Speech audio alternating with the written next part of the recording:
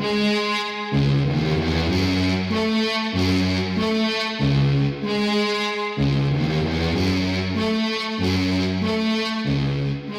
are back with a special guest, and you were Speciale. Are you Italian this episode? It was the last episode, so I thought I'd just let it bleed into this one. And you were going to take over. You just started talking, but we said save it for the pod. So go ahead, for the record, before I introduce you, for the record, yeah. How long you guys been doing this pod for? Oh wow, 2020. I think we started during COVID. 2021. So I used to come home and go on my living room couch, throw in some headphones, and listen to the pod. And I was like, you know what?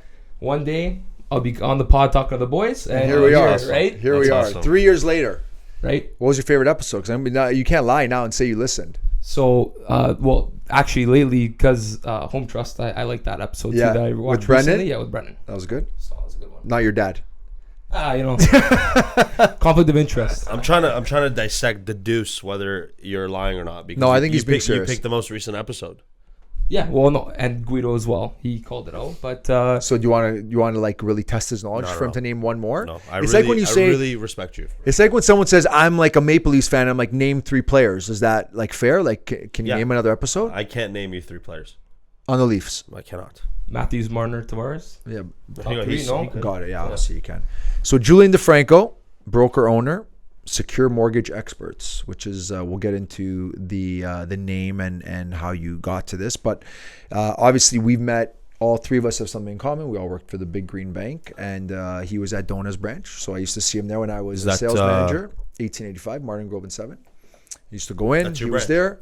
That was my branch. That's where I'd go. It was close to my house, and you were there, and your now fiance was also working there. They call it the Love Branch. The Love Branch. Dona, yeah, you know, a lot of people got married or got engaged under Dona. Actually, I was talking to Dona the other week, and actually a couple proposed in the branch after hours. Oh, I heard about that. Yes, yeah, in the branch as well. So yeah, I don't know if she would be too happy about that. No, after hours. Doesn't matter. After hours. Like where in the vault? Like where are we proposing? No. The vault is off limits. Part of the boardroom. To propose in a boardroom? Hey, listen, each to their own. Could you do you think you would propose to someone in the boardroom at a branch? My proposal would be the exact opposite of what the person wanted. Like if somebody you know what I'm saying? Got it. Like if you know that people like hate getting proposed at like a stadium. Yes. I'm doing it in the middle of Hard Rock Stadium. Like in the middle Miami. of a Finns. Oh yeah, in the middle of a Finns That's game. horrible. Yeah, I know it's the worst. So like on the spot. Yeah. But I guess you have to be like, I've seen a few that have gone south. Like I know obviously she's going to say yes when you ask, but like imagine someone says no and you're in the middle of Hard Rock. So you're lost.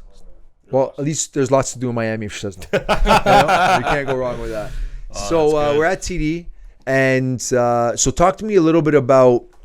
So you guys met at TD. Yeah, I mean, we would see each other in passing. Yeah. Right? Did you know his father before, or you know his father through him?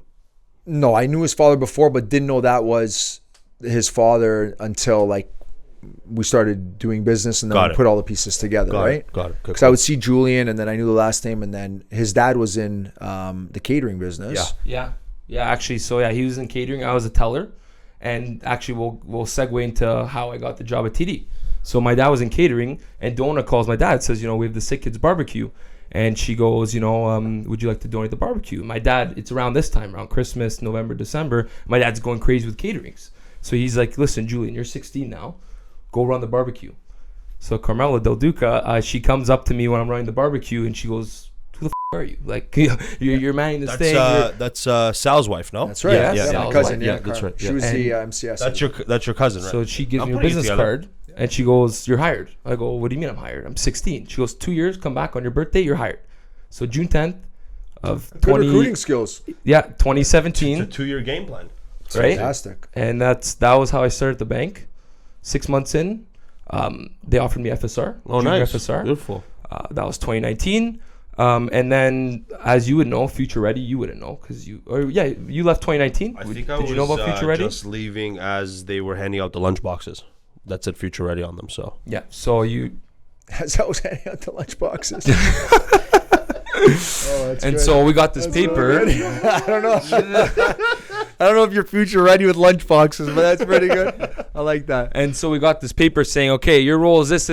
As a junior FSR, you're gonna go PBA, personal banking associate. that was the shift, right? That was the shift. Right. They said you have a year to transition. Yeah.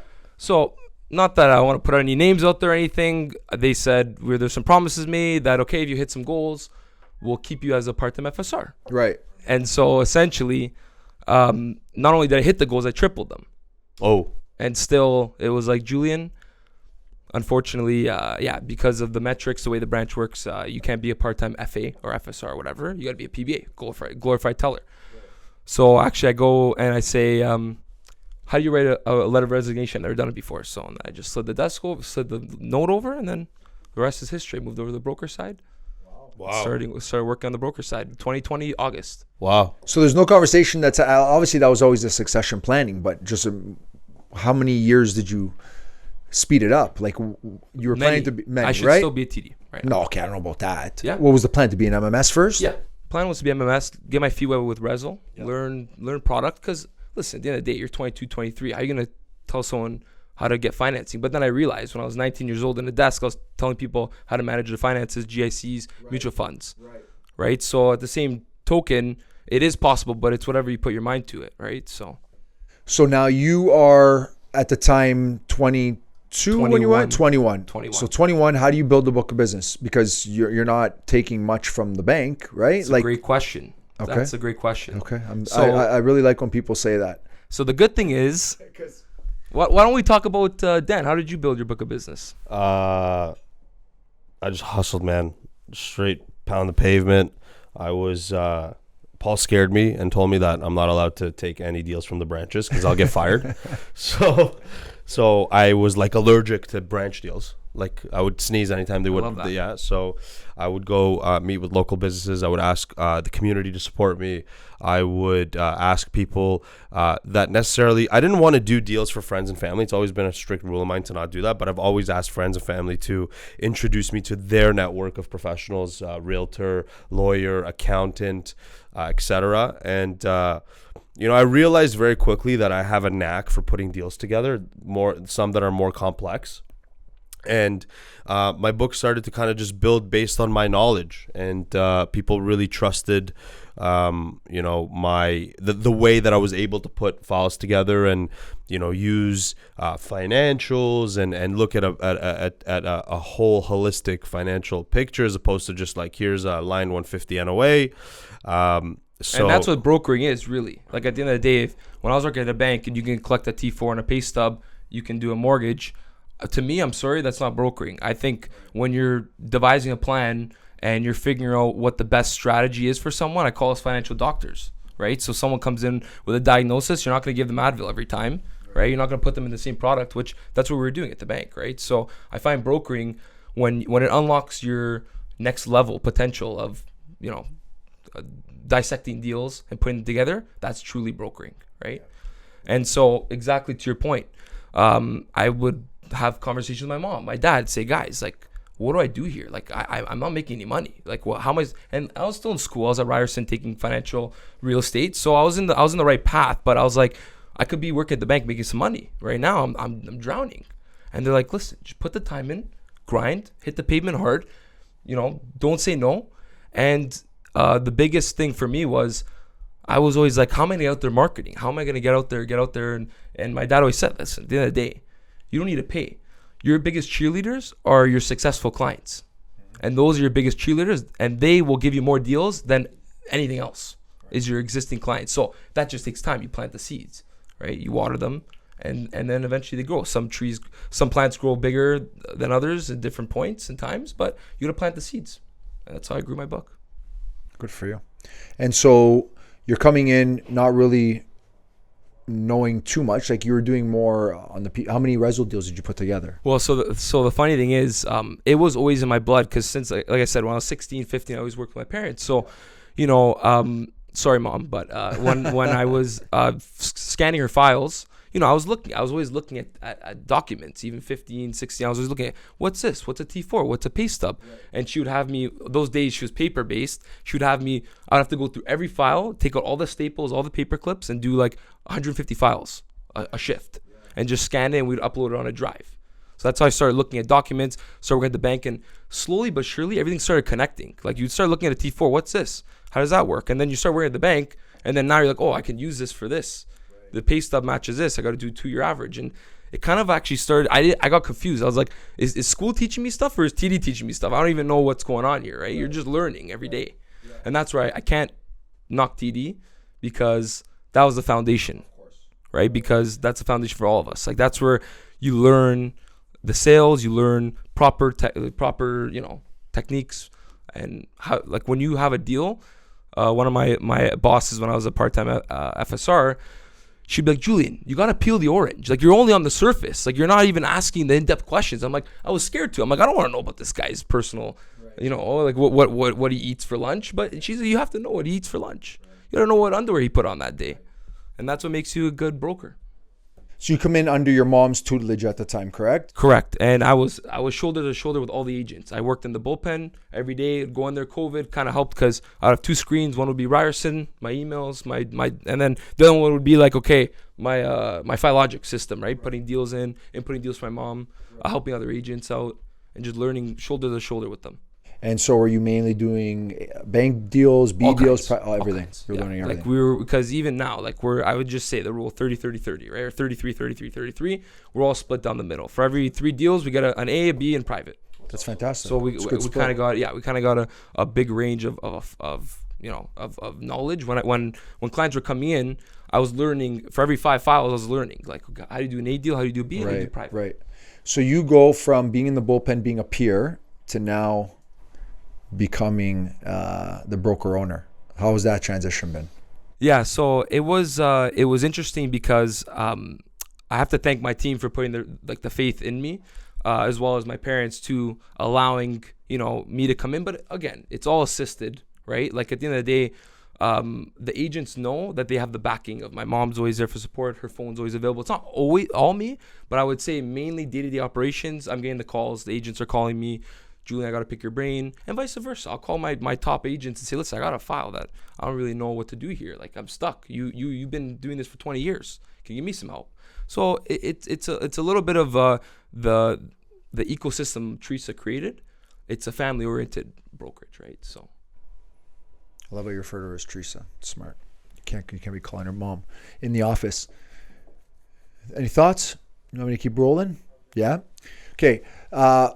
We've touched on this question a lot in the podcast. So for those of that listen, it might be repetitive, but I always like the perspective. So for people, and right now you're recruiting as well. So this could be a good tool and a good snippet as well for yourself. But for those that are considering going from banker to broker, what advice would you give them? Because we were just talking before we came on air, a lot of people are scared to make the move at this moment, at this time. The market, I mean, last year might have been probably one of the worst years for mortgage volume for many places. Yeah. So what would be your advice on that fold for anyone that's thinking about doing it? You left from a different, like you still banker to broker, but not in the true essence because you went, right? So what would be your advice? And I've seen you're bringing some people over from that position as well. So what's the thought process on that? I think everyone has their own reasoning, and I think sometimes you have to be ready mentally. So I talk about I'm sure you heard this saying, the leap of faith, right? So you kind of look at me. I was 21 years old. I didn't have a mortgage. I didn't have kids. I didn't have a family or obligation. So like I said earlier on, I didn't make much to start. So I was like, whatever. I'm just a student anyways. Where I see a lot of other agents that are in that field, that's the leap of faith is very difficult to comprehend. Yeah. So that's why I say everyone's timing is a little bit different. But my advice to those individuals that want to make the jump is you need to understand that you're not going to see the money right away, or you're not going to see success right away, right? It takes time. It's a work in progress. And exactly what Dan said at the beginning, he hit the pavement hard, he grinded. You will not see the result unless you put the time and work in. So I find at the bank, you become complacent, right? Because you have, and trust me, I hear all these MS, I don't take branch deals. Okay, buddy. Like I used to work at a branch. Like you call them MMS. You're getting leads all the time. You're not really. I wasn't. Nope. I wasn't. Yeah, but you weren't because we set the precedent differently from the beginning. No. What I mean is when you scared me. When you used to work at the bank, they would say, "Oh, like if you talk to MMS, oh, I don't get leads from the branch anymore. No, it's all my source business." I'm like, okay, yeah, I'm sure it is, but you have that.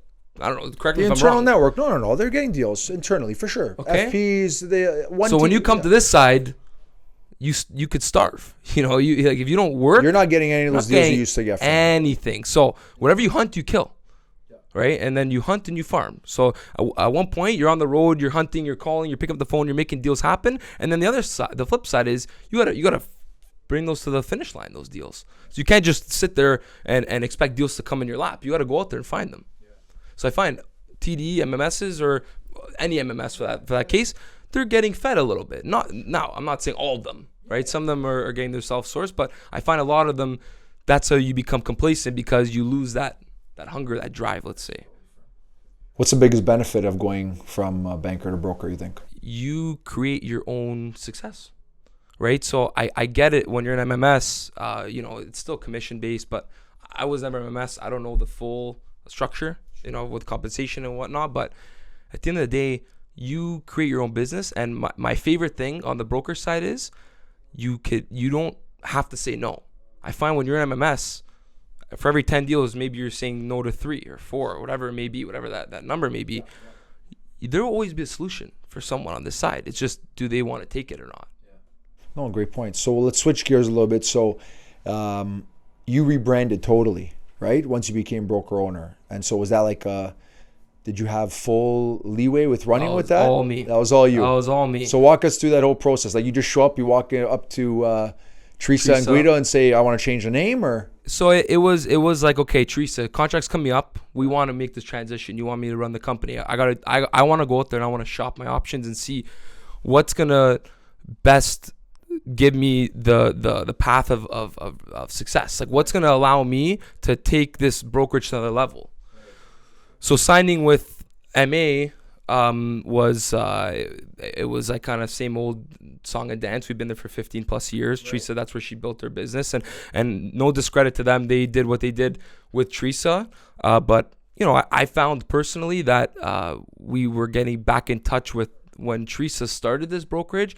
It was very hands-on, not corporate. Right. We're finding that with this transition, we're getting that hands-on support. There's people to call. There's people to make mountains move. The name, just I secure mortgages, right? And then experts. So we used to be mortgage architects experts. That's right. And so essentially this is just like a tribute and, basically like a legacy for Teresa. I want to bring that on, right? That's why I threw in the experts, right? Nice. That's good. It's like when at the wedding you got to wear something old, something blue. You keep it somewhere for. Yeah, that's exactly, good. right? That's so good. I like that. And that's how we came to that name. That was a transition. And at the end of the day, I found that where we are now, we're in a better spot because we're independent, right? Yeah. That's what it is. We're a coalition of independent mortgage brokers. Yeah.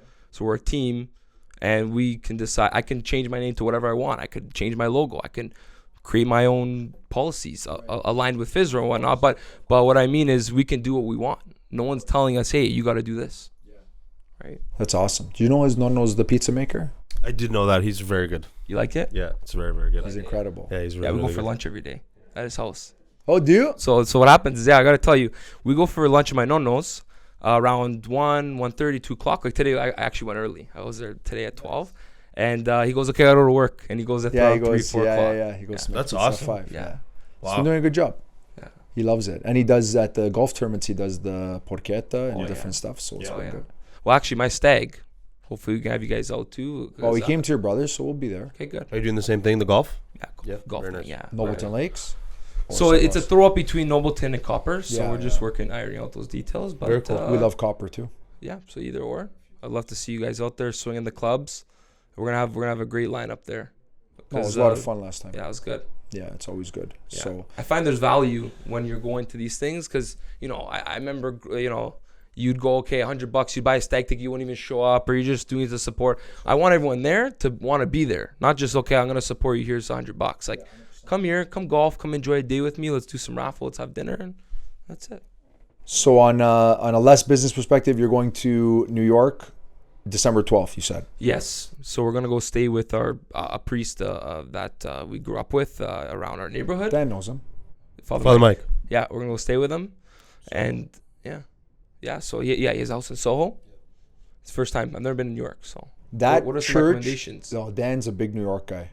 Big New York guy. Seriously. So tell me. All the time. Why are you smiling? Oh, are you not? I love you want New some York. recommendations? Tell me some He loves recommendations. Carbones. It's my favorite city in the world. Come on. But I haven't been all over the world. But it's right now my favorite city in the world. Why are you laughing at me, Max?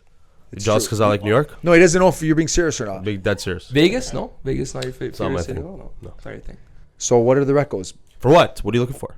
Anything. You tell me. I Restaurant. don't know We'll, what ta- I'm looking for. we'll take it offline for sure. Yeah. Okay. Yeah.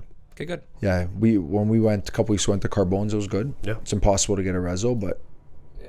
have you been to So I any heard- Carbone's? No. So I've been to Vegas 4 times. Yeah. Bachelor parties, whatever. Yeah. And every time I call in, they're like, okay.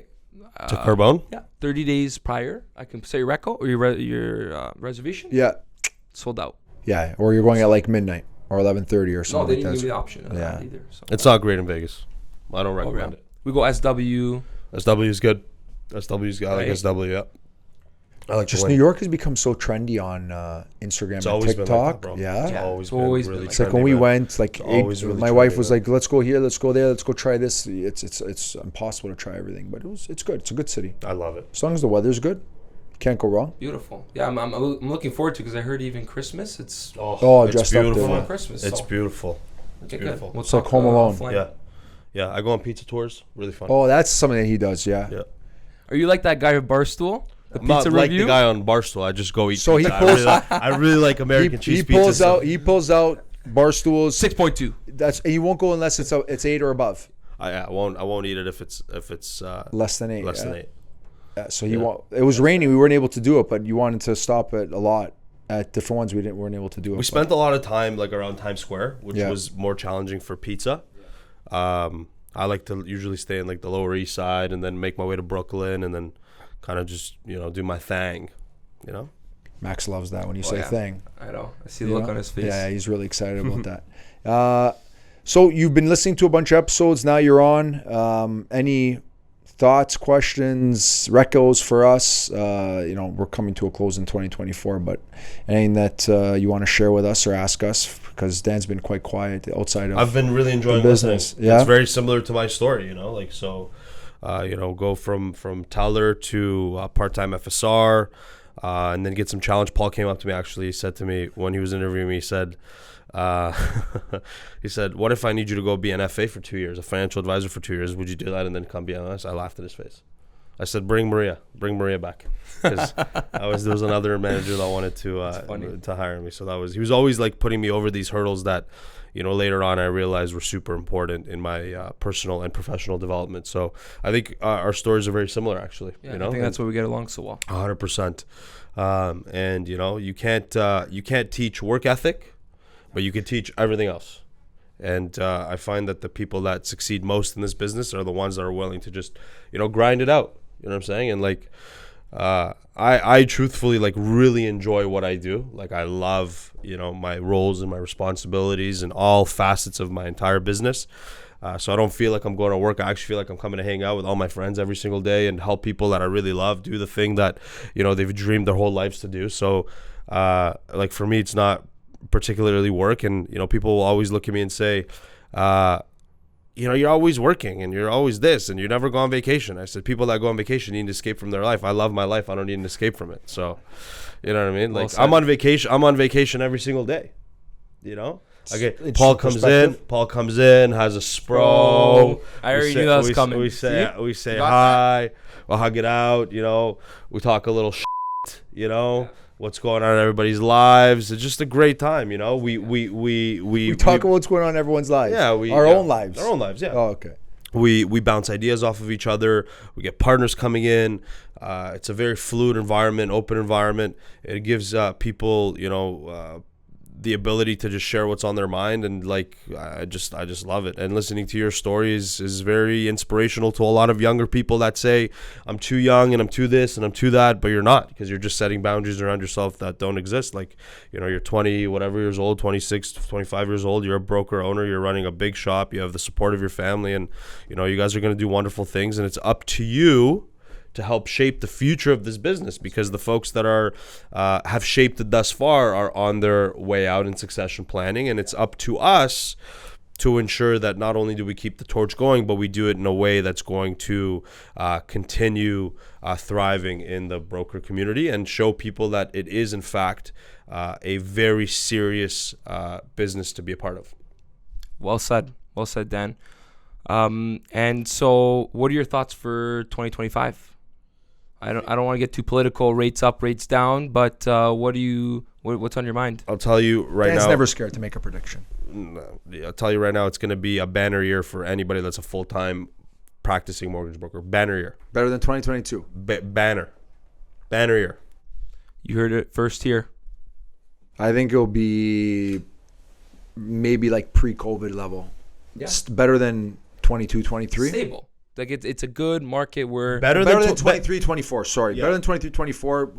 I think Not 2022 levels, but I think 2020 we're gonna beat 2022. But we it's going to be a much better year, though. They've come out with so many positive things. I think people are feeling well, good let's about talk about this, right? Because pre-COVID, what were the rates? I remember when I was at TD renewing. rates don't matter. Rates don't matter. Well, Rates don't matter. they don't. They Rates- don't. rates But don't matter. let's talk about. it. There's a reason why it was slow last year because of the rates. It wasn't slow. There were still deals happening. Yeah, but hold on, Dan. There's opportunity. But you're right. There was less transactions happening. Yeah, less people were willing to, let's say, refinance or But Dan, I'm bring saying some rates. If they're low enough, and you look back on your book, there's opportunity. Potentially, that's what I'm talking about. For sure. That's For what I'm sure. talking about. Sure. Put people in a There'll be better more situation. opportunity. There'll be more opportunity, which equal means consolidate. more business, and that's what I'm talking about. Rates. So at the end of the day, I think I just think people like to make excuses that rates No, are of up or course. down No, or no, no, sideways or I'm not saying that. I can't do deals Yeah. because this and that. I just think that there's so much business out there that it's like you can redo your book a million times over, just as long as you're willing to go out there and Yeah, work hard. 2023, it was a year of the excuses. It's a tough year. It's a down year. I didn't do activities. Like, there was market share out there. There was Even 100%, COVID, 100%. even COVID, there were people like that are close to us that said, "I'm leaving for 6 months. I'm just going to take vacation. The world's shutting down." Okay, Now, what are you going to do? I don't know. you know what I'm saying? Like, Yeah, it'll be a good year. There's lots of business out there, and I think the best part of it is that more and more, and again, it speaks to what you're doing, what we're doing, what a lot of the brokerages in the industry, the ones that are trying to kind of move the dial. We're not here just as your backup. We're your number one option. Yeah, we're this here for isn't you. Mickey Mouse We're here for Clubhouse. you. Like, Like we can do anything, and we work with all the banks, and we're here to work for you and get you the best rate. And we're that's who's our best interest is. And 100%. I'm sure you're the same way. If we need to do whatever it takes to get the best rate or win a deal, we're gonna do it, and that's what it's about, right? Because that client's with us forever. We don't want to lose it to anybody. So So I should know this, but so Guido was in catering in 2019. So he just started the make like recently. So no, I should know this. I know I should. I'm sorry. So it's okay. It's okay. I forgot. No worries. So with Guido, he started lending about 7-8 years ago, but Okay. it wasn't full fledged like it is now with the MIC and everything. And actually, funny enough, he was doing his like when he first started, he was only doing 2-3 million, let's say, and he was doing bundles. Because before That's B20, right. He was doing the home trust bundle. That's exactly. Right. That's So right. someone home trust would go to 80, and B prior to B20 days, he would do the top up. Yeah. You could get a 90% Yeah. LTV loan Yeah. at the time. Yeah. I remember that. So 30 grand here, 40 grand here. He's managing So about when 2-3 did he million. stop? When did he stop the catering? Is that 19? He stopped, 2019, because my uncle, Yeah. who is the underwriter there, Maurizio. Yep. That's my uncle. Teresa's brother. Yeah. So it's a whole family affair. But again, we're separate entities, right? Okay, so Guido Maurizio runs his is thing. your mom's brother. Okay. He runs He's his. great. They run their thing. We run our thing, and we don't. We're like you guys. We send deals to him. Do they approve? Yes. If not, okay. So I mean, I don't know if we're like you guys, but I can appreciate you saying that. 100%. Hey, I You know what I don't think Guido treats you like his son, but close. Close. Yeah. His nephew, maybe. Yeah, maybe. Yeah. Maybe. And so Guido, he went full fledged Good 2019 for with the them. MIC and everything. Everything, yeah. But he They- was they've doing done bundle great. partners. They've Yeah, done he was great. doing bundles. No, they're That's it. fantastic. Yeah. So You like my little monologue there or what? It was good. I loved it. It was really good. I was glad you made a cameo because you were nowhere to be found this entire episode. Sometimes I like to just listen and Right, learn. Right. I should do that more. And So you asked me what my favorite episode is? Yeah. This is my favorite episode. Oh, there you go. That's very Bold. very bold. Cavalier. That's not cavalier. No. No. But listen, man, it's very impressive stuff what you're doing. I hope that people look up to you and that you're able to cascade some of your confidence and some of your knowledge down to people that think that they can't do what you're doing, because it's very, very, very noble, in my opinion, what you're doing. I think a lot of people would have just taken the name and stuck with it and stayed under that. But the fact that you wanted to go and explore and have those interviews and you know, take it and run with it and put your bull by the stamp on it. horn. Yeah. It's impressive. Like I agree. think to me, there's so many people that take over family businesses that just run with it and keep under, you know, the old adage of running it the same way. Well, some of the predecessors don't let you. That's they fair don't give too. you that. Yeah, it's fair too. creative Very control, fair. right? Very That's fair very- point. that's a So great point. it takes It's a two balance. to tango. Yeah. It takes Yeah. two to tango, and that's why it's two-way street. I'm How many very to grateful. waltz? How many to waltz? 2 to waltz. Two to waltz. You can't, it doesn't sound the same. I know. I just wanted to put him on the spot a little bit. I think he knows how many people have to go into a waltz. What do you want to see out of the broker community? What kind of positive change do you want to bring forward with secure mortgage experts? So the broker industry, I would love to see more education, because a lot of people that I see come through this industry, they need more education, right? Especially with like even within our own brokerage, from when I hired because we're known for, even I know we have bankers that we hire, but we also take chances on green. Like I have people that own jet skis and owned like businesses, entrepreneurs, yeah. and I see that mindset, I see that drive, the fire in their eyes, and all they need to do is you plug the knowledge in, and they just learn, and they could be great brokers as well. So I think education. It's a huge part of our industry, and that's what will make a broker successful. Because just as a broker, let's say someone coming to them and then putting them in the wrong product, they shouldn't be a broker, let's say, right? So the education piece is huge. It's huge. I agree. Okay. Thank you for coming on. It's been a Thank wrap. you, guys. It was awesome. It was amazing. Appreciate it. Thank you. That's a wrap. Thank you.